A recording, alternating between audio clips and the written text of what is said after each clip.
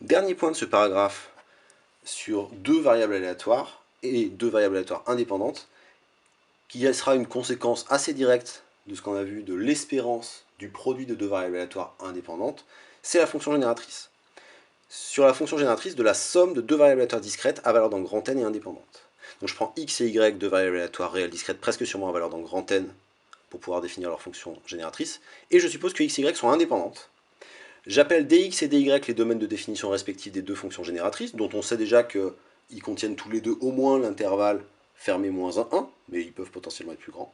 Alors, la fonction génératrice de x plus y est au moins définie sur dx inter dy, et sur ce domaine, la fonction génératrice de la somme, c'est le produit des fonctions génératrices. Alors, pour démontrer ça, ça va aller relativement vite. Je prends t qui est à la fois dans dx et dans dy. Si t est dans dx, ça veut dire que t puissance x admet une espérance finie. Et si t appartient à dy, ça veut dire que t puissance y admet une espérance finie. De plus, comme x et y sont indépendantes, si j'appelle phi1 l'application qui a petit x donne t puissance x, je sais que quand j'ai deux variables indépendantes, si je leur applique des fonctions, je créerai deux variables aléatoires qui resteront indépendantes. Bah là, je vais appliquer la même fonction à x et y. Je vais dire que phi1 de x qui est t puissance x et phi1 de y qui vaut t puissance y restent indépendantes. Donc j'ai t puissance x et t puissance y qui sont indépendantes, qui admettent toutes les deux une espérance finie, par espérance d'un produit de variables aléatoires discrètes indépendantes, et en remarquant que t puissance x plus y c'est t puissance x fois t puissance y, j'obtiens que t puissance x plus y admet une espérance finie, et que l'espérance de t puissance x plus y c'est l'espérance de t puissance x fois l'espérance de t puissance y. Sauf que cette espérance finie, ça veut dire que g indice x, y est défini, g indice x plus y est défini en t, donc g indice x plus y est défini au moins en tout point t de dx inter dy, et sur ce domaine-là, dx inter dy, g x plus y de t vaut gx de t fois gy de t. Alors, les applications de ça, il y en a de nombreuses.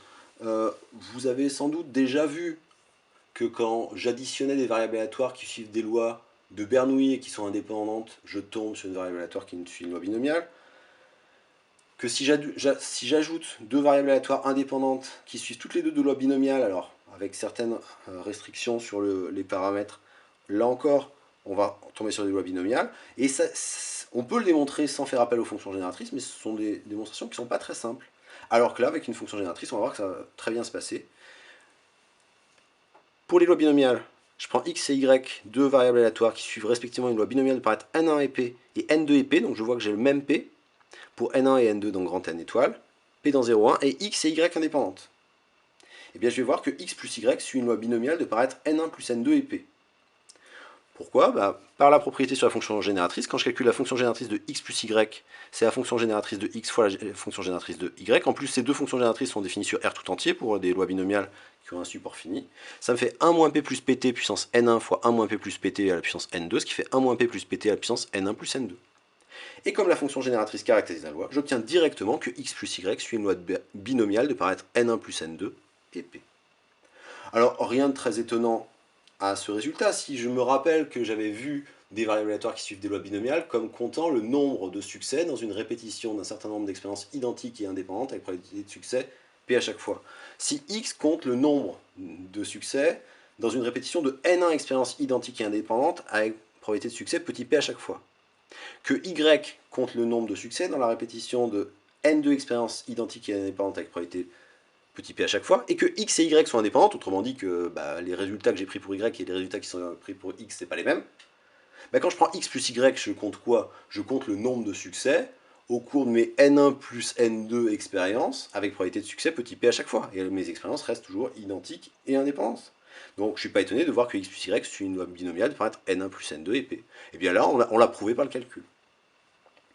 Ce que j'ai fait pour les lois binomiales marche aussi pour les lois de Bernoulli, en voyant qu'une loi de Bernoulli n'est ni plus ni moins qu'une loi de binomiale avec deux paramètres 1 et p. Alors évidemment, cette généralisation se fera d'autant mieux au grand 3 que je pourrais ajouter plus que deux variables aléatoires indépendantes. Mais c'est déjà un premier pas.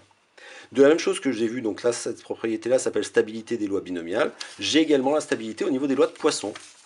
À savoir, on en donnera moins une interprétation en termes de comptage de nombre de succès, mais si j'ai lambda et mu deux nombres réels strictement positifs, x, une variable aléatoire qui suit une loi de Poisson de paraître lambda, y qui suit une loi de Poisson de paraître mu, et x et y qui sont indépendantes, il ne faut pas perdre de vue ça, parfois en exercice, vous dites qu'une somme de deux variables aléatoires qui suivent des lois de Poisson suit encore une loi de Poisson. Si vous n'avez pas l'hypothèse d'indépendance, c'est pareil pour les binomiales, vous n'aurez pas la stabilité.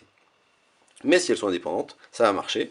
La fonction génératrice d'une variable aléatoire qui suivra une loi de Poisson, elle est connue, c'est l'exponentielle de lambda fois t-1 pour une loi de Poisson de paramètre lambda définie sur R tout entier. Pareil pour gy qui est définie sur R tout entier qui donne exponentielle de mu fois t-1. Et donc pour tout t dans R, g de x plus y de t vaut le produit des deux. Et le produit des deux, par simple propriété de l'exponentielle, ça fait exponentielle de lambda plus mu fois t-1, ce qui est exactement la fonction génératrice d'une loi de Poisson de paramètre lambda plus mu. Et comme la fonction génératrice caractérise la loi, j'obtiens directement que x plus y suit une loi de Poisson de paramètre lambda plus mu. Là encore, cette propriété se généralisera dans le grand 3 quand j'ajoute plus que deux variables aléatoires qui suivent des lois de Poisson indépendantes.